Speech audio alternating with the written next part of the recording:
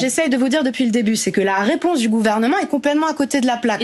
C'est-à-dire, on envoie la BRI, puis après on dit on va sanctionner pénalement des parents. Alors, je dis pas qu'il y a pas des parents démissionnaires, c'est pas du tout ce que je dis. Et on n'est pas planqués. Nous aussi, on est dans les quartiers, on assiste les gens dans leur demande de logements sociaux pour obtenir un droit, pour obtenir même l'accès aux soins, tellement les services publics se dégradent, pour obtenir aussi de la protection de l'enfance. Parce que ce qu'on dit pas, c'est que la protection de l'enfance n'a plus les moyens d'exercer son métier. Il y a des parents qui demandent des mesures de placement et d'aide à l'éducation, ils peuvent attendre 2 ans, 3 ans, il n'y a plus de psy pour enfants, il n'y a plus de psy pour jeunes. Et ça, je suis désolée, c'est pas les maires, ça, c'est les moyens que l'État veut mettre dans la protection de l'enfance. On ne les met plus aujourd'hui. C'est une catastrophe. Les éducateurs arrêtent de travailler. Nous, chez moi, la première personne qui a passé la porte de ma permanence, c'était un éducateur. Pour me dire que son collègue avait perdu toutes ses dents parce qu'il était tout seul pour s'occuper de 40 jeunes.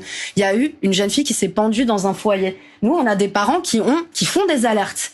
Ils sont angoissés. Chez nous, les statistiques, c'est 1 personne sur 2 dans les quartiers de Massirco qui n'ont pas d'emploi. L'inflation a fait des ravages chez moi. Les gens se privent de repas. J'imagine que chez vous aussi. Donc ça, c'est grave. La situation sociale, elle est grave. C'est pas du misérabilisme. On est quand même, vous imaginez?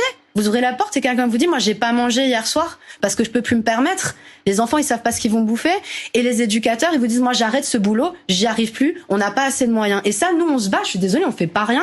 Nous, dans le budget de l'État, l'année dernière et cette année, on demande davantage de moyens justement pour aider les familles dans ces quartiers, pour aider la protection de l'enfance, et on dit non, il y a des économies budgétaires à faire.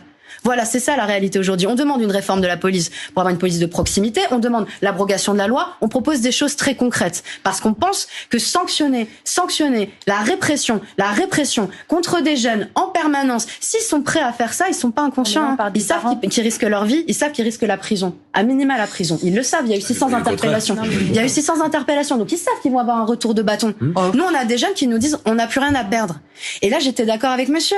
C'est vrai, le taux de suicide chez les jeunes augmente, le taux de dépression chez les jeunes, et pas que dans les quartiers, augmente considérablement. Ça justifie pas la délinquance. Non, mais d'accord, moi, ce que je vous dis, c'est qu'il faut une réponse qui ait un minimum d'empathie et qui fonctionne. C'est-à-dire que sans réponse sociale, cette situation va se dégrader.